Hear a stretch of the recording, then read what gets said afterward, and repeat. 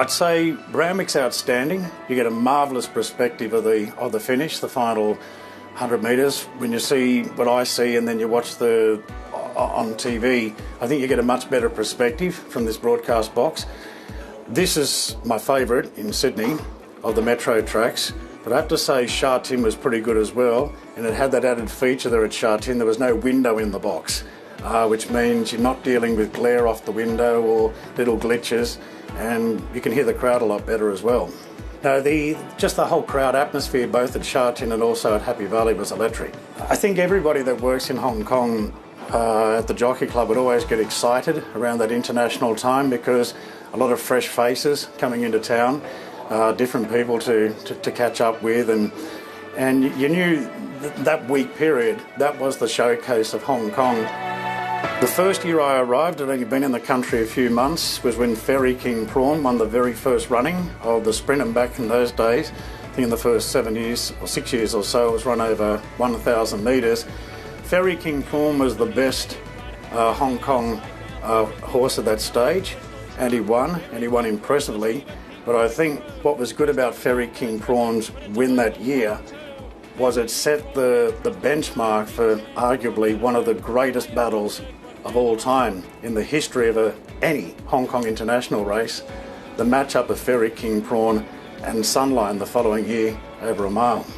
It's Sunline in front, Fairy King Prawn, the horse of Hong Kong, coming after the mare of the world. 150 to go, Sunline's a length in front, Fairy King Prawn's trying to get him. Sunline, the Kiwi pulling out, stops, Fairy King Prawn lifts, they come to the line, Fairy King Prawn dives, but he missed. Sunline, the mare of the world, wins it from Fairy King Prawn. Falvalon, to a certain extent, was, because it was only the second running of the International Sprint in 2000, and it was the Australian connection of Danny Begor and Damien Oliver came up.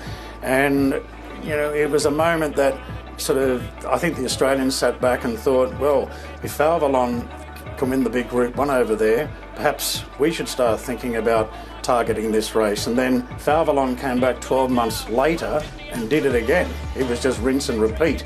And then in that period from 2000, 2001 onwards, each year, whilst the Australians would send runners over for the internationals, they were very heavily stacked towards the sprint each year.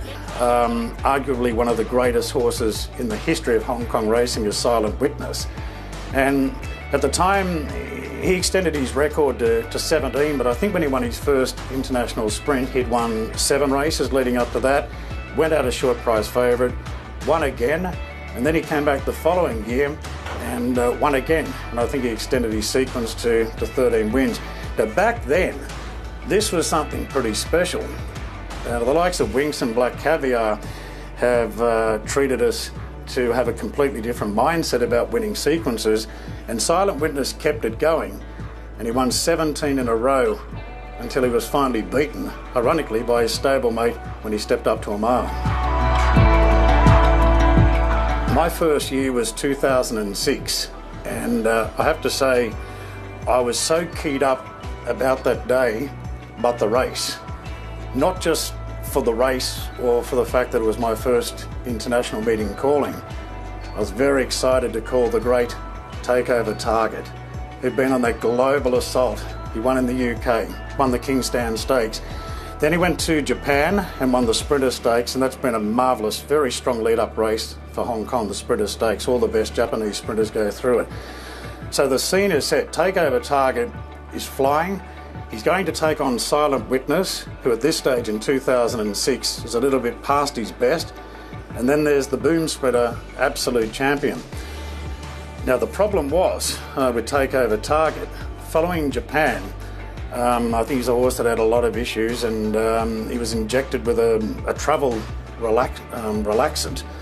And I think it was injected in the ligament, which meant the release of this, which would normally go out of the system in a very short space of time, just lingered forever and ever. When I say forever, I mean like over a 2-week period, to the extent I think they were doing daily tests on the horse just to make sure if it's cleared, and it wasn't clearing.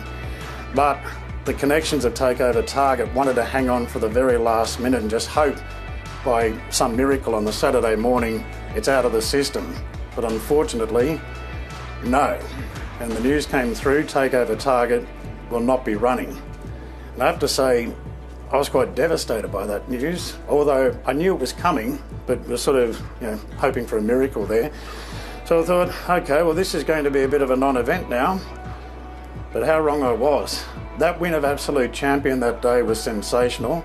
He ran the quickest time ever by a long way. Absolute Champion, race clear. Silent Witness to second, then Bourne's running on, then the grey downtown, but it's Brett Prebble and David Hall in the sprint. Absolute Champion kills them.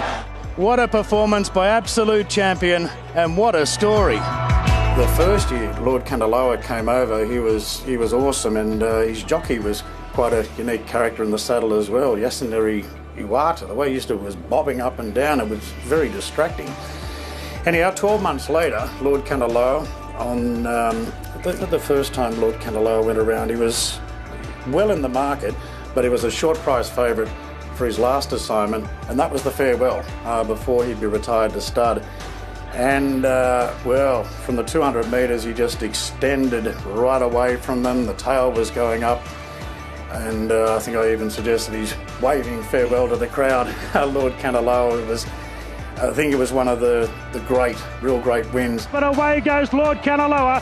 He's going to make it back-to-back wins in the sprint. He's swan song of racing. He's waving to the crowd, Lord Kanaloa. Away he goes.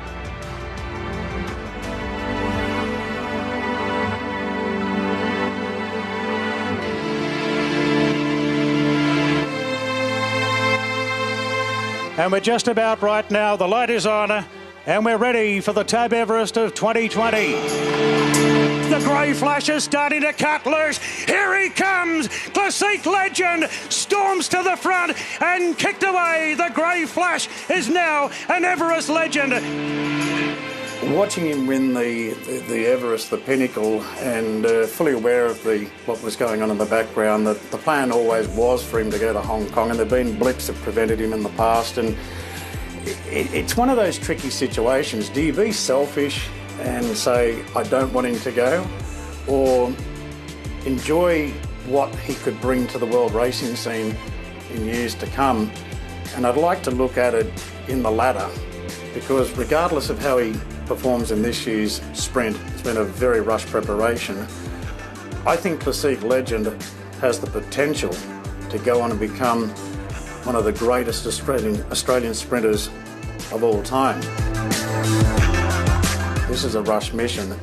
Whatever he does this year won't be his peak performance of what we saw here in the Everest, but he might still be good enough. It's not a vintage year for the sprinters in Asia and Japan and Hong Kong. There's enough good ones there, but I'm not sure if they're at his level at his best.